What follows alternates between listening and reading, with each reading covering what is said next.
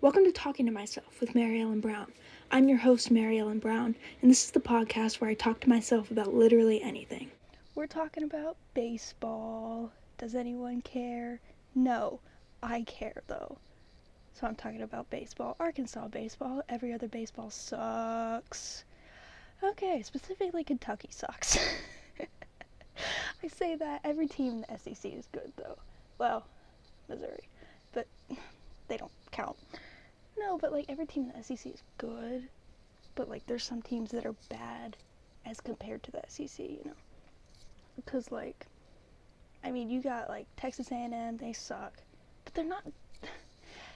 Texas A&M, Missouri, Kentucky, they all are bad. Hold on, let me pull up the SEC standings from last year. They're all bad, but they're also playing against Vanderbilt, Arkansas, Mississippi State, and Ole Miss. Missouri is in my head. So, like, and Tennessee's really good all of a sudden. What's up with that? Sorry, I'm looking at the standings now. But, like, all these teams are good. But, like, some of them are also bad. Like, Mississippi State is 1-2. What's up with that? Like, win the national championship last year and they go 1-2 to start conference play. And they were playing Auburn. No, they weren't playing Auburn. Ole Miss was playing Auburn. Who were they playing? Who were they playing? Hold on. Maybe. Were they playing an East team? They might have been playing an East team. They must have been they were playing Georgia. That's right, they were playing Georgia. Sorry, tap the mic there. They were playing Georgia, and Georgia is okay this year, but also like not very good. But again, it's the SEC, so I don't know. All I know is we're 3-0 in conference play, and I feel great right now. This team is a little scary to start out, but you know they're playing good right now. They're playing very good right now. They're like, I don't have a concern right now. I literally have no concerns about this team right now. It's not like glaring like the bullpen sucks like it was last year before the emergence of Kevin Kopps. But we don't have a Kevin Kopps this year. But the thing is, you have a lot of people that can pitch, so you don't need a Kevin Kopps. Not that we wouldn't like to have Kevin. We love Kevin, but no. So the lineup's really good. The lineup is really good. Against SEC pitching, they didn't hit as well as they did not against SEC pitching, but they still hit very well. And again, Kentucky is not as good as any of the other teams in the SEC. South Carolina went 0-3. Who did they play? Oh, did they play Vanderbilt? Okay, that would do it. Yeah, that'll happen. No. We play Vanderbilt, though, so that'll be so much fun. Dude. So we played Kentucky, and we have Missouri this week. And then Mississippi State. The thing is, we have a bunch of good teams, like we do every year, because of the West. But, yeah, and then you throw Vanderbilt in there from the East. But we have a lot of good teams, but at home. So we have Florida, then LSU also at home. Texas A&M, they suck. We don't care there.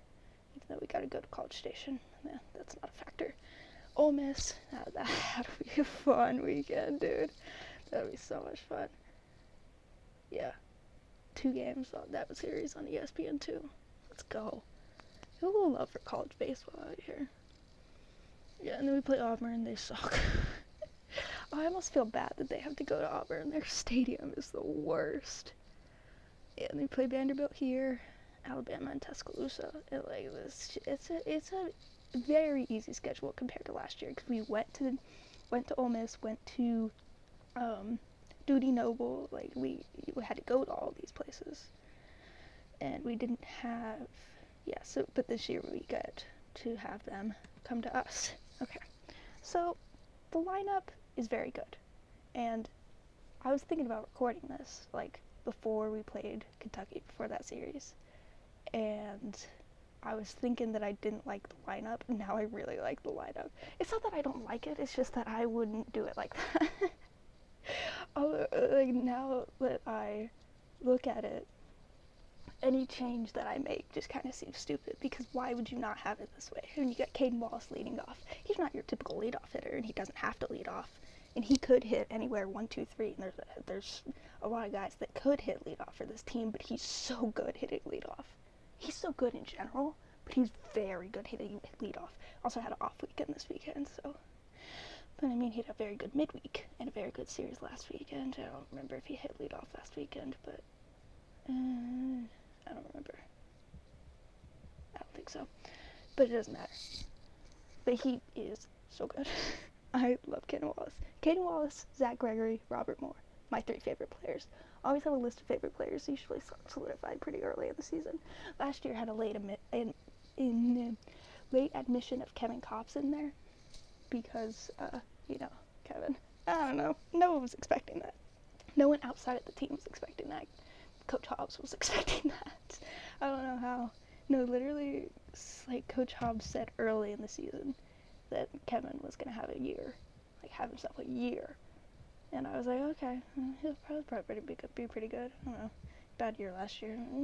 He'll bounce back. Everyone had a bad year last year. No one expected that. No one expected this. I don't know. Kevin expected this. Kevin works his ass off. I'm sorry. I'm going to stop talking about Kevin. This year's team. Caden Wallace hitting leadoff. Again, not your typical leadoff hitter. I like him hitting leadoff after watching him hit leadoff. Like, before when I saw Caden Wallace was hitting leadoff, before he had hit leadoff, I was like, really? Why is Caden hitting leadoff? You have Zach Gregory in your lineup, and he's not hitting leadoff. So that's my biggest problem with the lineup, is I want Zach Gregory in the ones hole. I really want him to lead off, because he's got such a good on-base percentage. No, his on-base percentage is literally, if I can read, it's literally 469. He's crazy. Yeah, but then I'm looking at some of the other numbers, and you got Caden Wallace out here. Oh, but his on-base percentage is only 374. What's up with that? Wow, I can't read. 374 isn't bad. No, but I'm looking at Michael Turner with 463, Chris Lanzilli with 481. Like, these guys are so good. The transfers are out of their mind. Both of them, Michael Turner and Chris Lanzilli, hell big gets for Dave Van Horn. Yeah, I like them. So, okay. Then you got Stovall at the 2-hole. I really like that. Hitting leadoff early in the year, moving down to the 2-hole, get a few more RBIs, hit behind Caden Wallace. I like that. That's good. I like him at the 2-hole. But if in my lineup, if I move Zach Gregory to the leadoff spot, that would bump Caden to the 2-hole. I mean, you still want to have Michael Turner in the 3-hole, of course, and then Chris Lanzilli in the cleanup spot. And then you gotta have Robert Moore right behind them, so like that bumps Peyton Stovall like quite a few bumps down. So he'd be behind Robert Moore. He'd be hitting in the 6-hole. Yeah, and then you would have like Brady Slavens and then Jalen Battles and Braden Webb in that order. Now we're talking about Braden Webb.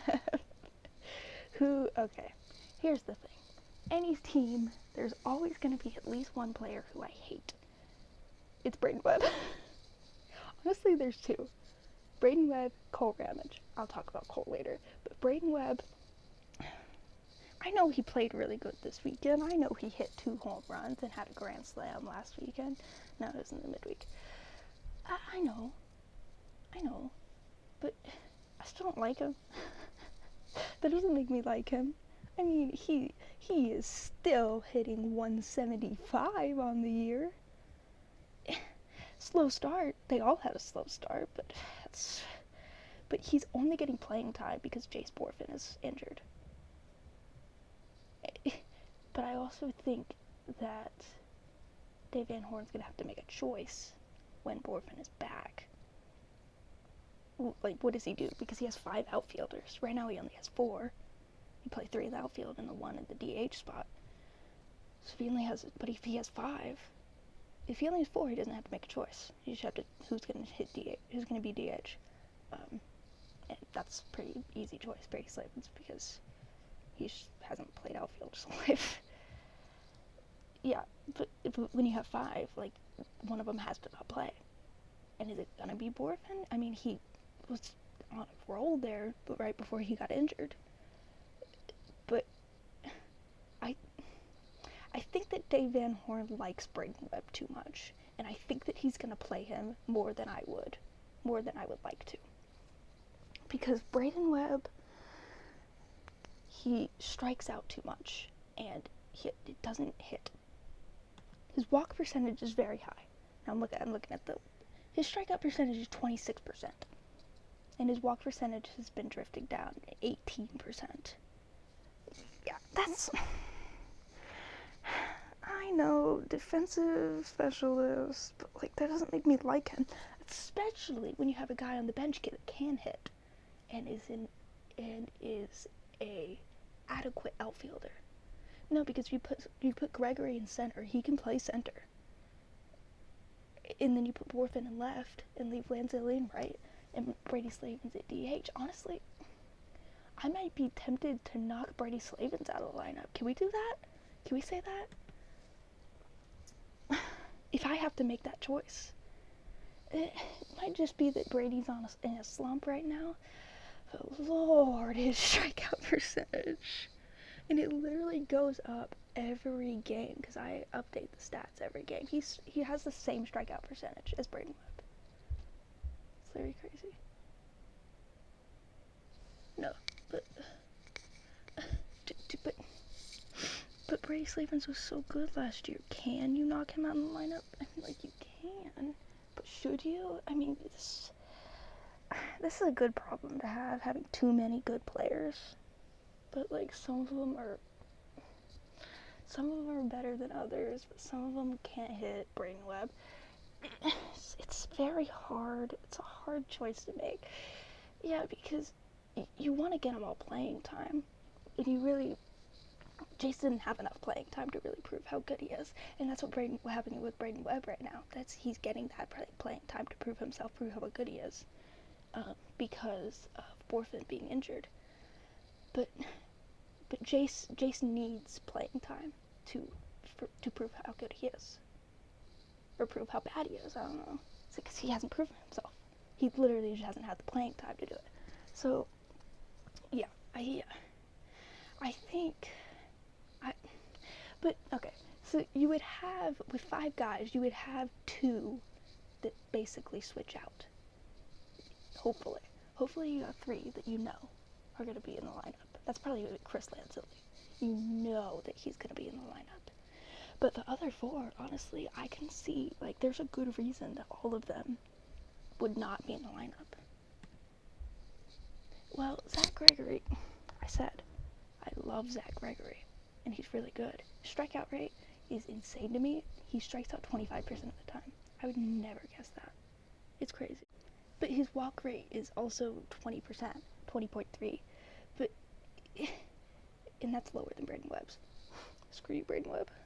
But Braden Webb is such a good defensive outfielder that Dave Van Horn really wants him in the outfield. Dave Van Horn literally before the season called Braden Webb one of the best outfielders he's ever had, which is insane.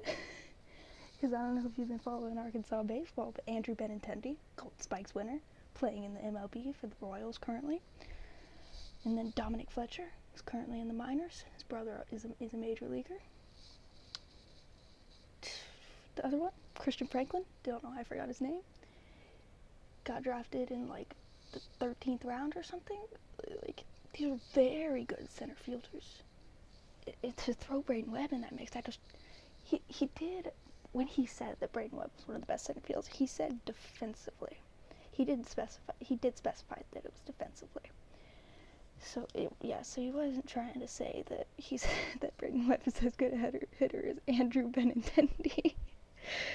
but he is very good, and you saw that this weekend. He had like 2 really amazing catches against Kentucky. You saw that. He is a very good defensive outfielder, and there haven't really been that many like diving catches at all. Like, there haven't been opportunities really. Like, I don't know. There hasn't been that many spectacular outfield plays. There hasn't been like, oh, if he would have made that play, it would have been like, it just hasn't happened. I don't know. And then Braden Webb gets in the game, and he makes 2 in a weekend. And it's a little hard to argue against, but you know what I can use to argue against it? His average. Which, you know, batting average is okay. And then I can use his strikeout rate. That's a good number. I like that one.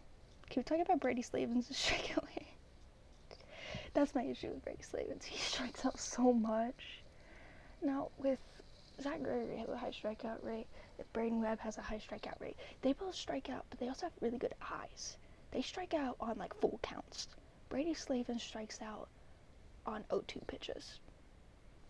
Maybe 1-0, maybe he fouled off a couple before he struck out, but he strikes out on 0-2 pitches more than anyone I've ever seen. It's crazy. And I love Brady. He's a great player. But he has not been hitting very well this year at all. 3 home runs. But hasn't been hitting good. I mean, he's hitting 206, but 3 home runs. Yeah. I don't know. Just, this team is not as much of a power hitting team as they were last year. Because they only got 23 home runs. And they've played, 19 games? That's pretty good, I would say. But I don't know, 109 in 63 games is pretty good too. You know, enough to lead D1. Yeah, that's pretty good, I think. Is that good? Weird. Last year's team was something else. That was devastating at the end there. Don't talk about it. I don't want to cry right now. Okay, so I'm gonna go back to that page. So, who did I last talk about? Peyton. In the 2-hole. This is where I'm at. Okay, yeah, we're done talking about Peyton. I didn't talk about him really at all, but this is where this whole thing started. We talk about Braden Webb and everyone. The outfield, it's okay. I don't need to talk about it anymore. Because it doesn't even matter until Jace Borfin, that's his name. It doesn't matter until he's not injured anymore. Yeah, because as is, with him being injured, this is what I want the lineup to look like. Yeah, and I said I would change it, but no, I wouldn't. No, I just think I would change it, and then I watched him play all weekend like this, and play very well, and yeah, I don't want to change it.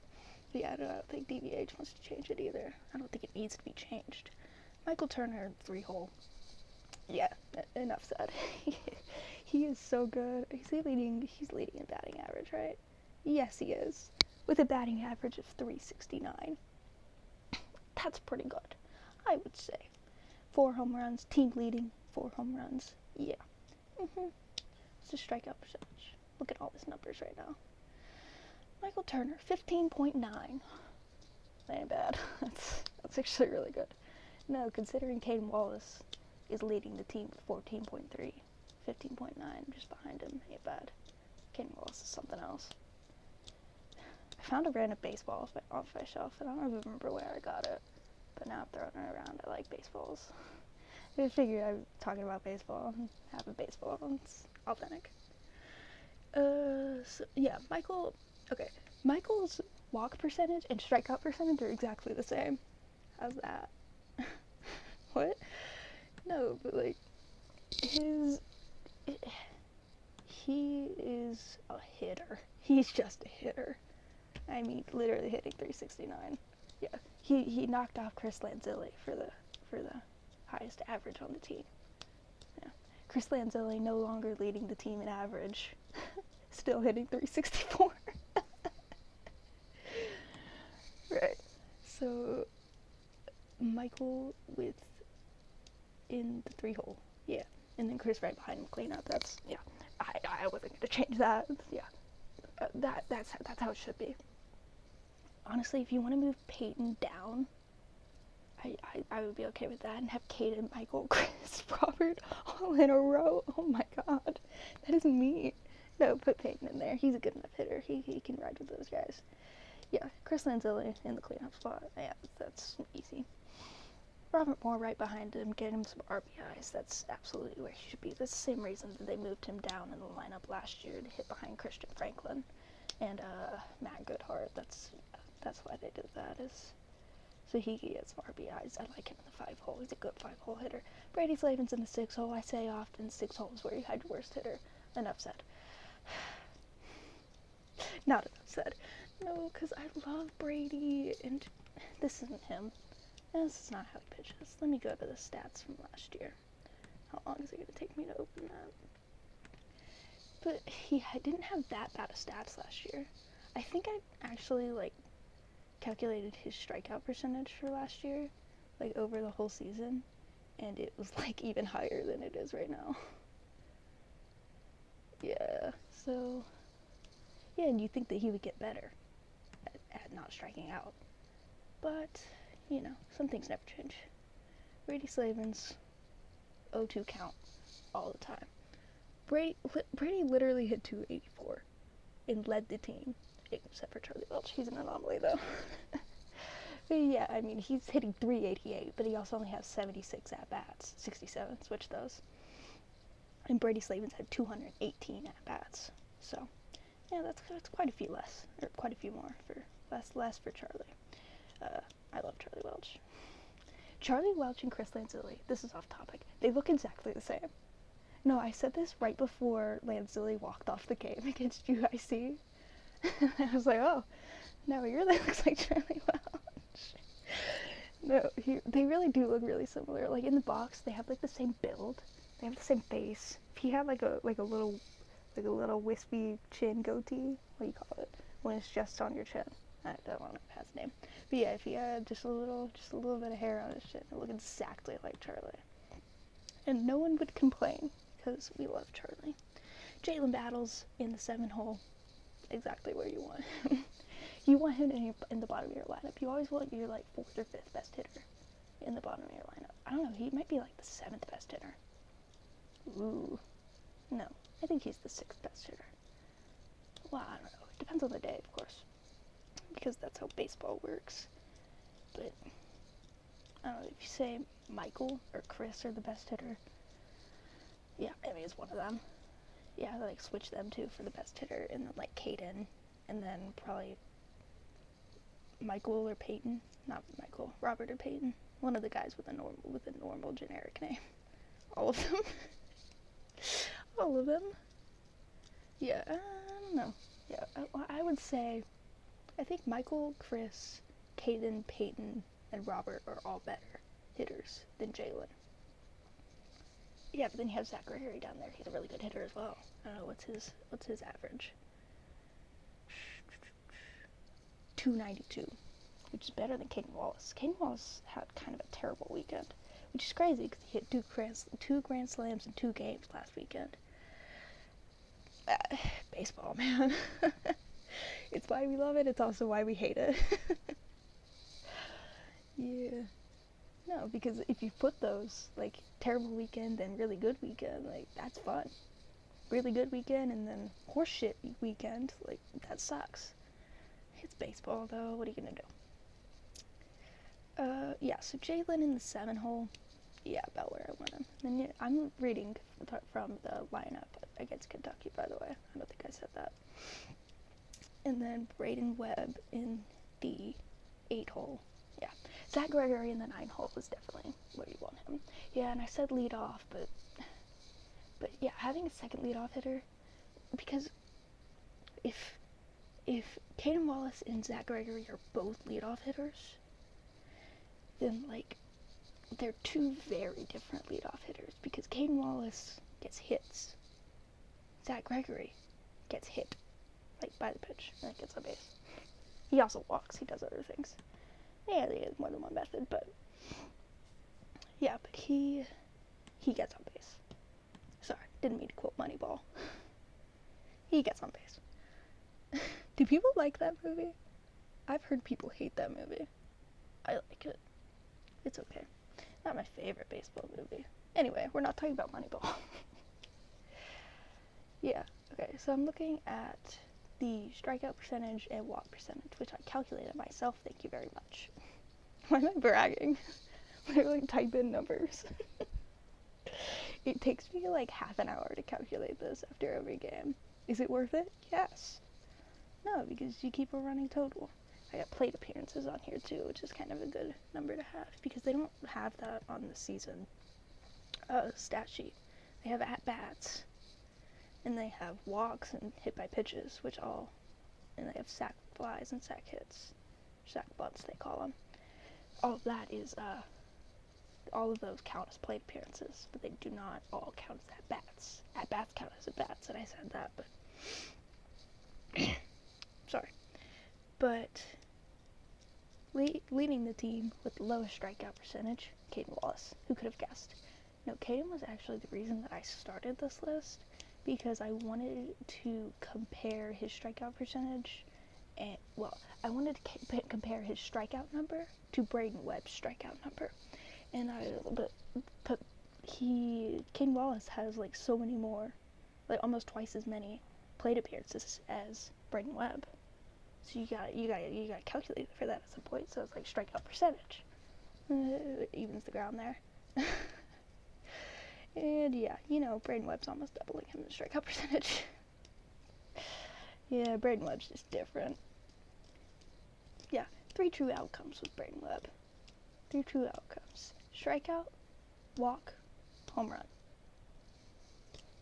Yeah, that's why you bury him in the bottom of the lineup, and you pinch hit for him if it's a big spot late in the game. He's that guy. Yeah. And you're going to have a guy like that, typically.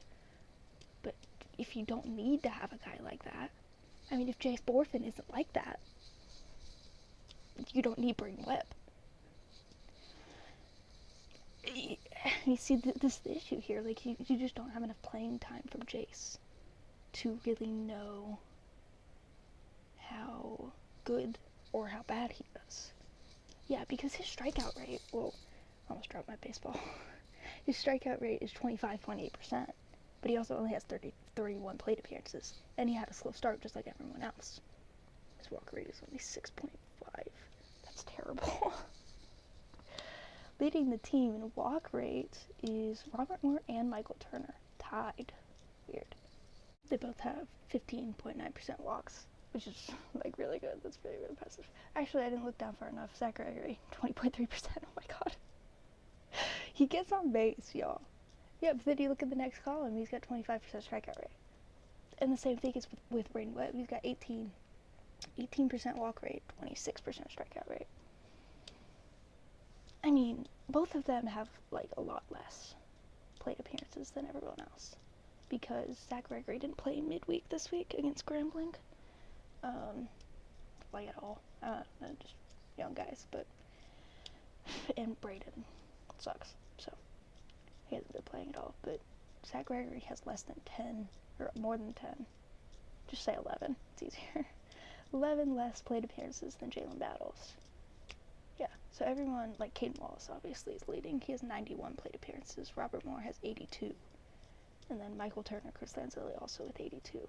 Brady Slavin 77, Peyton Stovall 76, Jalen Battles 75. So, like, all of them have, like, quite a few. Like, the 3 of them, Brady, Peyton, and Jalen, I think all have missed one game. Not missed, but, like, rested. I think so. No, well, maybe. Well, I don't know. I could look. Peyton has played in 17 games, but we've played 19 games. Has anyone... Michael Turner has played all 19 games. Chris Lanzilli has started every game, all 19. So is Caden Wallace. He's crazy. I love him. Yeah, it was weird that Michael Turner has played in every game. Really. It's so weird. It doesn't seem right. I don't know. He hasn't started every single game. I don't know. It just feels like Dylan has more starts than that. No, because he has 6 starts. Hold on. What's happening here? They can't both start a game. Hold on. Am I reading this wrong? What? Something must be wrong. I don't get it. I don't understand. I don't know. We're gonna move past it. It doesn't matter. I do have literally everyone who has had a plate appearances on this list. So, like, I got Dylan Leach, I got Kendall Diggs, I got Max Lees, I got Drake Barnado, and however you say his name, I literally don't even know. But Max Lees Jr., 0% walk rate. Fun fact. He's the only player who has had a plate appearance but hasn't walked. Oh. We know why he doesn't play. It's because he's a freshman. Is he a transfer? Hold on. Figure it out. I don't think he's a transfer. Why would we bring in 2 transfer catchers? He's a freshman. Yeah. Yeah. Yeah. Okay. Any other surprising numbers on this list? Yeah. Chris Lanzilli. Strikeout rate. 18.3. That's a lot. That's quite a few. Brady Slavin's walk rate, 9.1. That's not surprising, but it's sad. Jalen Battles, this is surprising. 9.3 walk rate. Anyone else has a surprisingly a strikeout rate? No, just Caden with 14.3, which has been climbing up. He's struck out probably like 5 times this weekend. I need to fact check that. I don't care enough. Something like that. I know he had this game that I have pulled up. I think this was Saturday. Yeah, because Hayden Smith. He had just 1 strikeout in this game. I knew he had 2 strikeouts. Maybe game 1. In one of the games, I know he had 2 strikeouts. But, yeah. Yeah, so I really like the lineup. I think it's good. Zach Gregory definitely in the 9 hole. That's, the last thing I said. Yeah. Yeah, it's kind of weird that the lineup has moved around a lot, but the pitching rotation has not changed. We've played 5 weekends of baseball. No change in the pitching rotation. That's insane. No, because obviously you got Connor Noland as the ace, because he's Connor Noland, and he's been playing college baseball for like 10 years, something like that, right? You see, I think he's just he might be a true senior. Where is he? He's number 13. It just says senior. I don't think it would say. No, it does say redshirt senior. It says that on Cole Ramage. I said I would talk about Cole Ramage. I'll get to him in a second. Yeah, but Hagen Smith has been so impressive. Yeah, because you haven't gotten to see him, because he's a freshman. What number is he? 33. Yeah, of course he is. Just like Patrick. Sorry, I forgot his name. Patrick Wicklander. Or Quicklander, as the guys at Flow Sports call him. Yeah. We don't need to talk about Flow Sports. Cody Wallace. Oh, I didn't know he had a brother. No. But Hagen Smith has been really impressive because he's a freshman. Freshman pitchers are, like, not good. Except Hagen. Yeah. The best compliment I could give a freshman pitcher is you don't pitch like a freshman. Yeah, that's, like, the best. Because freshman pitchers are inconsistent. Every freshman pitcher I've ever seen. And honestly, Hagen hasn't really had a bad start. But he's had a couple where he ran into some trouble. And then he's had some where he just demolished everyone. Oh, he's no longer leading the team in ERA. Dang. Connor's got him by .01. Damn. 3.07 for Connor. 3.08 for Hagen.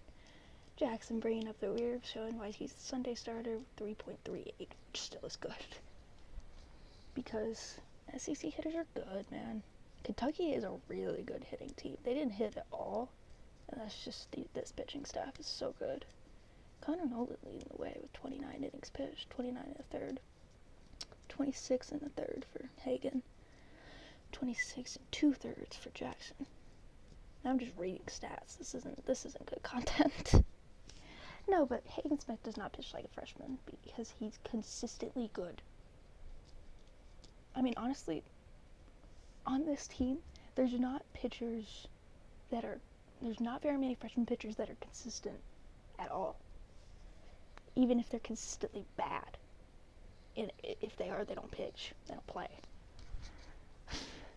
How about Brady Tigert getting the closer role? Tentatively. I mean, that's where they think he's gonna be. That's where they want him to be. He's a freshman. No. Oh. No, I just Control F'd because I was just trying to find Brady Tigert, and then I saw Brady Slavens and it said senior. I was like, well, hold on. Yeah, but Brady Tigert, freshman. he's really good. And because on Saturday, the Saturday post-game press conference, someone asked DBH who was going to be the starter, or not the starter, closer. We all know who the starter's going to be. I was talking about the rotation being consistent, which is weird, but good. But he was asked about the starter, the closer. Wow, he's asked about the closer, and he said, "I don't want to say because we haven't pitched him yet this weekend." And I was like, okay, who could it be? Elijah Trest? He looked pretty good midweek. Evan Taylor? Maybe, I don't know. Left-hander? I don't know. And then Brady Tigert comes out in the 8. I was like, hold on. Comes out in the 8 with 2-run lead. This is a safe situation. Is he the closer? He's the closer that DVHD's. That's so weird. I mean, because that's the guy that you thought Jackson Wickens was going to be last year. And then Kevin Kopps. There's not another Kevin Kopps, though. No, Cole Ramage is not another Kevin Kopps. No, he's not. He's dead last in ERA. Oh, I shouldn't laugh at that. He literally is dead last in ERA with 5.796. But he is dead last in ERA. He's not good. He's not better than he was last year. He's not good. He's just... I don't think I explained this, but when I hate a player on a team, it's because they're bad, but they also get playing time. If you just suck and you just ride the bench, I don't care about you. But if you are bad, but you still play, that's when I hate you. Chris Likes, Aaron Barnum, Casey Martin, Jacob Nesbitt. We don't need to talk about Jacob Nesbitt. He has nice hair, though. He has such nice hair. He's pretty. He has pretty hair. He's not pretty. His face sucks. Wow, so mean to Jacob. He deserves it. Colin Smith was a better third baseman all year, but he should have gotten the starting role every single game. Yeah, but Cole is just not good. He's just not good. He's just not good. Okay, DVH. Do you hear me? He's not good. He's not. Like, quit playing him. I was running into the same thing with Zev last year because he was injured all year. They kept giving him opportunities, which, like, you're gonna do, but at a certain point, like, come on. Like, he's just not good. Like, just, you need to, like, at a certain point down the stretch, you need to realize. But the thing is, we didn't have another guy. The bullpen was terrible last year, except for Kevin Kopps. And luckily, Kevin Kopps is unlike any player you've ever seen, because he could pitch every single game in a series. But he shouldn't have had to, honestly. And it's not like it bothered him. Like, his arm was fine, completely fine. But there needed to be more bullpen last year. And you saw last game of the season, you took out Kevin, it was over. There was no way we were winning that game. And every single person in Baum-Walker Stadium knew it. They knew. And they knew it wasn't Kevin's fault. Here I am talking about it, and I'm gonna start crying. They knew it was Kevin's fault. We all knew. I was there. Everyone knew. It was not his fault. It wasn't his fault he was getting taken out. It wasn't his fault he fell off at the end. He pitched like 100 pitches through like 8 innings. He pitched so well. But they didn't hit. I remember yelling the 8th inning. It's got a few chuckles out of the hog pen. That's how you know you're succeeding in life. If you yell something and you get a chuckle from the hog pen. I yelled in the 8th inning, "Let's go, Hogs. I don't want to hit in the 9th inning." Evidently, they didn't either. That game was devastating. I cried for so long after that game. Like, at the game, before we had left. Complete tears, like, the whole time. People kept coming up to me being like, it'll be okay, there's always next year. I don't care. Like, let me have this moment to just be sad that we are not gonna play any more baseball for like 8 more months. That's why I literally, in baseball season, I will get mad at people if we're talking about football season. Because it will remind me that eventually there's not gonna be baseball. And then I'll start crying. Literally, my friend was like, what happened in 2018? I was like, did you really just ask me that? Did you really just ask me that? Like, I will start crying right now if you talk about what happened in 2018. To this day, every time there's a pop-up over there on that side of the infield, every time, flashbacks. Because I remember exactly where it was when that happened. I remember where it was when that ball hit the ground. Baum Stadium at the time. Completely silent. It could not have been quieter. If there was probably 4,000 or 5,000 people there to watch the game on the screen. That moment hit so hard. It was devastating. One catch away.